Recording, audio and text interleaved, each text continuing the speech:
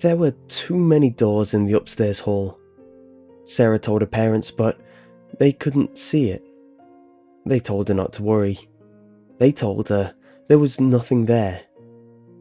But there was an extra door at the end of the upstairs hall. An extra yellow door, and it didn't belong. It was the colour of disease, jaundiced and infected, with spidery black veins across its face. One perfect silver knob gleamed in its centre above the shadowy keyhole, and it didn't look right. The doorknob shone with a mirror's finish and caught the light from any angle, begging for Sarah to look its way. Sarah did her best to ignore it, but the door knew her name, and it whispered it when she drew near. Sarah. The door would rasp with a voice like dried leaves as tiny claws scraped against the other side. Tears would well in Sarah's eyes as she'd hurry past, her arms laden with everything she'd need to get ready for the day. Sarah. It would call again before she'd shuffle out of range and close the bathroom door, cutting off its paper-thin walls. When she'd creep from the bathroom to head downstairs, the door's voice would follow her with a furious flurry of scraping claws and tormented howls. They lingered and gnawed in the back of her mind as she'd rush through breakfast so she could leave the house a few minutes sooner. School became a blessing, an excuse to be somewhere else. At school, she could forget the door. At school, she could pretend her house was like everyone else's, with the right number of doors and no eerie whispers. But at the end of the day, it was still waiting for her at the end of the upstairs hall, with its mirror ball knob and yellow face. She hated coming home and knowing it was there, but even more than that, she hated going to sleep, because in her dreams, she opened the door. Every night, she stood before it, fighting the urge to reach out. Dread knotted her belly in anticipation of pain when her hand rose away to grasp the silver knob. Some nights, it burned her like the driest ice. Other nights, it seared like a red-hot coal. Very occasionally, it did neither. Instead, turning and turning without ever opening the door, and she couldn't stop turning it until she woke up. When the door did open, it revealed a swirling vortex of shadow and sound, with 1,000 voices crying in the darkness. The voices curled around her, crawling through her hair like spiders. She thrashed and swatted at their skittering whispers, but the words still tingled across her skin. She never should have listened. He sees, they say. He hears, they moaned. He hungers, they wept, and burrowed in her mind like worms. The Hollow Man, the Hollow Man, they echoed in her mind and screamed to her from the gaping vortex. The Hollow Man, he hunts. Sarah shot up with a scream that night, gasping and sweating, but alone in her bed. The clock's crimson face said midnight had passed, but not by much. Darkness enveloped her room, except where vestigial nightlight illuminated the corner by her desk. It wasn't much, but she felt better when she saw it. She pulled the bedsheets over her head and pushed away the echoing voices. I'm fine, she swore, hugging her knees and rocking. It's just a dream. They're always dreams. The dreams will go away like they always do. She started humming a song her mother used to sing her when Sarah was smaller, small enough to need a nightlight, and the panic faded little by little with every note. Just a dream, she repeated. Just a dream. Just a... Sarah? Someone whispered from the hall. Sarah froze. It was the voice of a girl not much younger than Sarah, and not at all like the voice she usually heard from the door at the end of the hall. Who are you? Sarah whispered back from beneath the sheets. My name is Lizzie. Are you Sarah? Sarah didn't move. She was terrified of leaving the safety of her cocoon. As the moments ticked past, however, an anxious curiosity emboldened her enough to peek out from the covers. What if it was another girl, she thought. She sounded just as scared as Sarah felt. Sarah crawled from her bed, clutching the sweat-damped nightshirt she'd worn to sleep, and waited. When nothing happened, she stood up and tiptoed toward her bedroom door, toward the waiting yellow door, with a mirror ball knob on the wall at the end of the upstairs hall. When she stood before it, her stomach lurched, and for a moment she couldn't tell if she was going to vomit or faint. Please, the door said in the young girl's voice when Sarah got close. Please, are you Sarah? Sarah opened her mouth to answer, but her voice was a tiny squeak of nothing. She pressed her palms to her cheeks and smeared away the tears before trying again. Yes, she'd finally managed. I'm Sarah. Please let me in. The door's silvery knob shook violently, rattled as if locked and jostled by someone on the other side. Sarah stumbled back with a gasp, staring at the shuddering alien knob. Let me in, Sarah, please. I can't stay here. Please help me. Let me in. Sarah dropped to her knees when her legs gave out, and she screamed when she looked at the door. Level with the shadowy keyhole below the rattling knob, she stared directly into a very human eye. Tears shimmered on the other side as they shimmered in Sarah's. It darted around, wide and white with fear, as if searching through the hall. And then, without warning, the keyhole became shadow, and the silver knob stilled, and the girl on the other side of the door began to cry. Please, Sarah, she pleaded. He's almost here. He's almost here. The Hollow Man? Sarah whispered as a chill slithered up her spine. Lizzie sobbed quietly.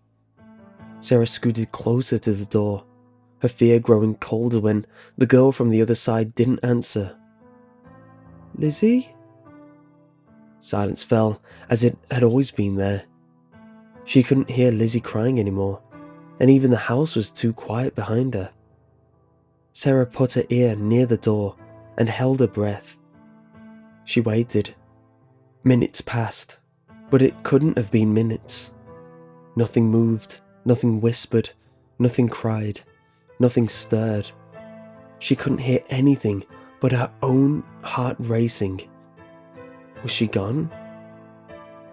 Lizzie, she tried again, afraid the Hollow Man had taken her.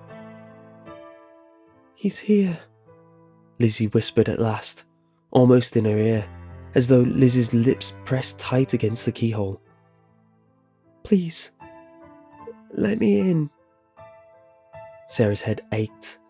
The world was a little fuzzy around the edges, and it was harder to focus than before. She had to stand up. She didn't dare touch the sickly door, but her legs felt too wobbly and weak to support her. She reached for the knob with a trembling hand. Please, Sarah. Lizzie's voice was getting smaller. Please. Grasping the mirror ball knob, she pulled herself up from the floor. It moved noiselessly beneath her hand, gliding without resistance, and opened the yellow door. A lonely expanse of normal wall inched into view, and she felt sick. She worried at her thumb in confusion and extended a trembling hand to touch the wall behind the door. It was solid as normal. as the wall at the end of the upstairs hall should be. But her stomach churned. She gently closed the door, which issued a soft click as the latch sprang into place, and waited. She hardly dared to move or breathe as she listened to the night, waiting for the door to speak again. Hours passed in oppressive silence, even though it couldn't have been hours, and the door had nothing to say. Sarah grew sleepy, too sleepy to keep standing, too sleepy to remember why she was standing so still at the end of the upstairs hall. It was time to go to bed. It's just a dream, she remembered, turning away, rubbing at her eyes. They were always dreams. Shuffling to her bed was like swimming through jello, and most of the way there, she couldn't keep her eyes open. Luckily, she knew the way. The dreams will go away like they always do. The crimson clock was broken when she rolled herself back in bed, its face declaring 12:16 a.m. to a room that only vaguely felt familiar, but she couldn't bring herself to care when her eyes and body felt so heavy. "Sarah?" Lizzie whispered, but it couldn't be a whisper. "Sarah?" Lizzie whispered. Sarah didn't wake up. Sarah groaned a little. "Don't wake up," Lizzie said, her voice echoing in Sarah's mind. Sarah frowned and rolled on her back. She didn't want to wake up. She wanted to stay asleep. Lizzie didn't need to tell her not to wake up, because not being awake was the whole point of being asleep. For a long time, all was silence. Sarah's mind drifted, and she felt herself grow lighter, as if getting ready to float up through the blackness that surrounded her. She could feel the cool sheets beneath her then, and for a moment she thought she heard the papery thin rustle of leaves in her room. "He's here," Lizzie whispered at last. "Please, don't wake up." "Who's here?" Sarah wondered as she steadily rose. His hollow face an eerie mask, with hollow voice at doors will ask, to be invited in to bask, above his favourite midnight task. A strange tingling worked its way up Sarah's body as Lizzie recited the haunting rhyme in a disconcerting monotone. Clarity inched its way toward her slowly, melting away the fog of sleep. Hadn't she been dreaming? Was she still dreaming? Something was wrong. He's waiting inches from your face to be the first thing your eyes grace, but keep them shut or else embrace a hollow shell to take your place. Cold dread seized Sarah's heart with each new stanza, and she trembled with the weight of her mistake. For a moment, she swore she could feel the air stir above her, stale and strangely warm against her cheeks. Leaves rustled above her bed. The yellow door you always keep, he follows you where you sleep. Into your room he then will creep, your life and dreams for him to reap. Sarah's voice became a little more than a breath within Sarah's mind, and the air cooled around her when her pressure lifted from her chest. The leaves were in the hall. The hollow man above your bed, with hollow eyes, deep slumber fed. His hollow dreams may fill your head, but never peek or you'll be dead. Everything was wrong. Distantly, Sarah registered the sound of her parents screaming in their room, and felt tears sliding down her cheeks. No longer dream tears. She could feel the wet warmth as each one fell. "Mommy?"